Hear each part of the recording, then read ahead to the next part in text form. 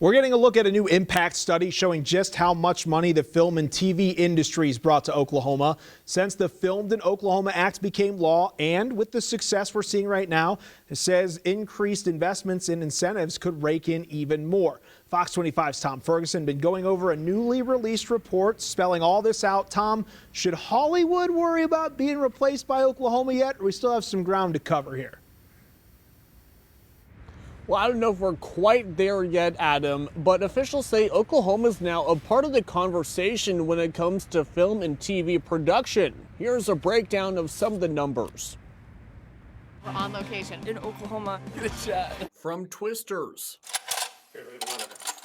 to Reagan to Killers of the Flower Moon and Reservation Dogs, Oklahoma has landed some big-name productions in recent years. This report made public on Friday shows that since the Filmed in Oklahoma Act became law in 2021, the industry has had a $531 million economic impact on the state. We've really become a hub in the United States of America when it comes to film and television production and the storytellers that are going to set the vision and the values for future generations. We're doing that right here in Oklahoma. The findings were released to industry stakeholders at a Friday gathering. Officials agreed that Oklahoma's current $30 million a year in industry rebates have been huge in getting everything from blockbusters to small independent films to set up shop here. The lieutenant governor is among those calling for more for the rebate. Researchers found that bumping it up to $80 million would place Oklahoma 12th among states with an incentive. The famous scene in Twisters where the trolley is flipping over, that scene's in El Reno. You've got so much of it that touches us at a local level. The study found Oklahoma ranks top 10 in the nation in film and TV employment growth, total compensation growth, and change in annual compensation per worker. The only state top 10 in all three of those categories. Researchers also found the average industry wage here grew 66% from late 2019 to just under $80,000. We want to bring in those big projects from Hollywood, but we also want to tell our stories, and Cherokee Nation is invested in that. In addition to the state rebate, Oklahoma City and the Cherokee Nation each have their own $1 million rebates that can stack on top of the state's. The head of OKC's Film and Creative Industries office says the city's package helped land the filming of Twisters in Oklahoma instead of Georgia. For the $1 million that Oklahoma City incentivized to bring them in, we got a return of 40 to 60 million back. That is an incredible return. And officials say they'll be keeping an eye on the legislature to see if lawmakers increase the state's film and TV rebate during the current legislative session. Reporting live in Oklahoma City, Tom Ferguson, Fox 25 News.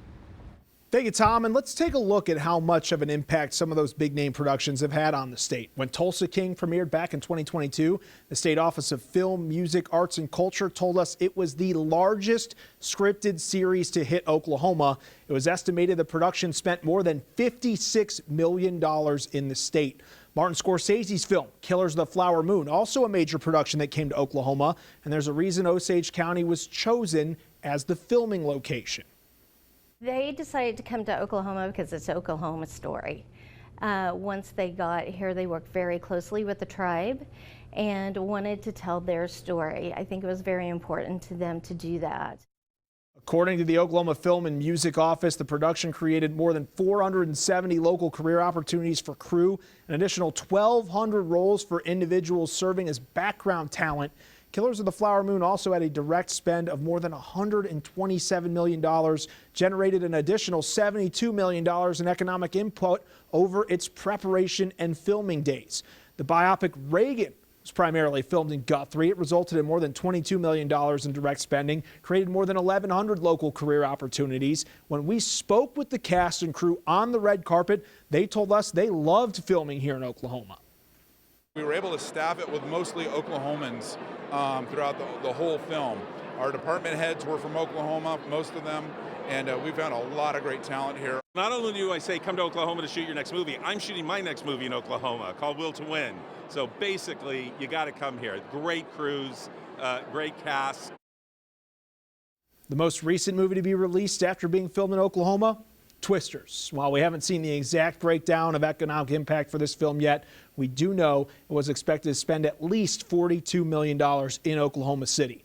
At the time, the Greater Oklahoma City Chamber estimated a tremendous economic output of $258 million from the project. Nearly 2,300 metro area residents expected to be hired for the big budget project. Cast and crew lodging used 10 Oklahoma City hotels, and the studio contracted with 500 local vendors.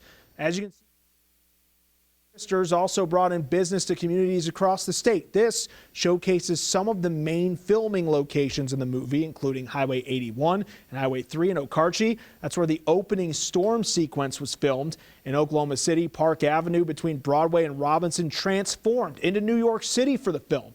The crew also went to Lone Ranger and utilized a non-operational gas station. It's where you first meet Glenn Powell's character Tyler Owens and his group of storm chasers known as the Tornado Wranglers. Location 4, about 30 minutes west of Pawhuska, where storm chasing scenes were filmed. And finally, the heart of El Reno's historic downtown became the scene of one of the film's most explosive tornado sequences. The Twisters film also caused a surge in visitors for Twister, the movie museum in Waukeeta. The museum designed to honor the original 1996 film, featuring props used in the movie, even heartfelt messages from actors who starred in it. The manager says the Twisters movies have also given Waukeeta an opportunity to be shown on the big screen. The adults all got to be extras in Twister in Waukeeta, so now our teenagers have got to be extras in the next 2 movies that were filmed here, parts of them. And so everybody has their own actual film story they can tell you if anybody comes to town.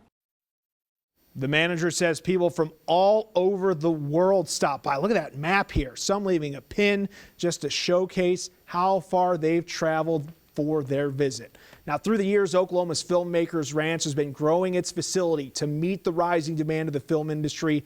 The ranch, the state's first film and television campus, and in 2023, the ranch announced an expansion of its facility with 2 new production vendors, Apex Post-Production and NGP Film.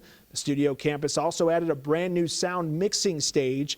This was done by a $500,000 investment, which added 15 full-time jobs. While Filmmakers Ranch is expanding, a full-service film and television production studio moving out of its downtown Oklahoma City location as the city looks to build a new arena for the Oklahoma City Thunder. The Oklahoma City City Council voted to terminate its agreement with Prairie Surf Media a year early.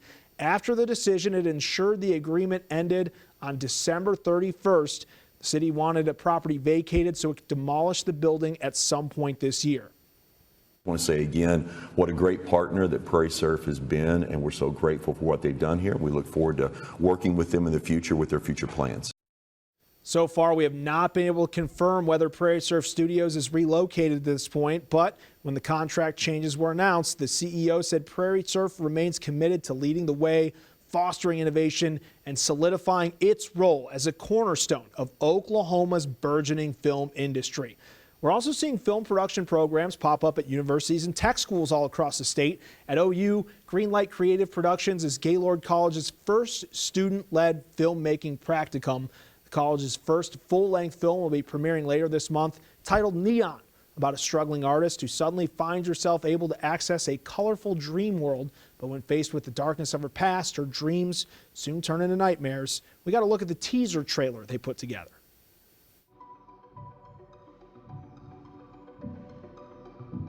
Your imagination, Allie, it is dark. Oh, but it is beautiful. And it is a reflection of everything you are. It will take you to places that you cannot even believe. But if you keep choosing not to heal, it will take you straight to hell.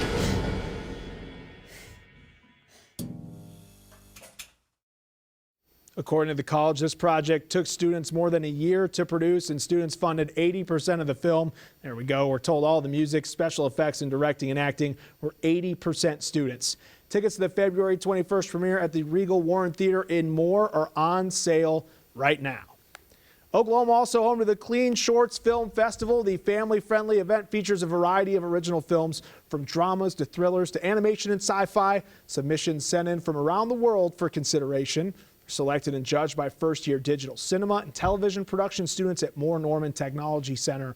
Right now, the submissions for this year's festival being reviewed. Filmmakers will be notified if their film will be featured by February 28th. The 11th annual Clean Shorts Film Festival will take place March 29th. That was your Big Story Breakdown. If you want to learn more about how Oklahoma is impacting the film industry, you go to OKCFox.com. Plus, watch all of our previous coverage and Big Story Breakdowns on our YouTube page. Scan the QR code on your screen or search OKC Fox.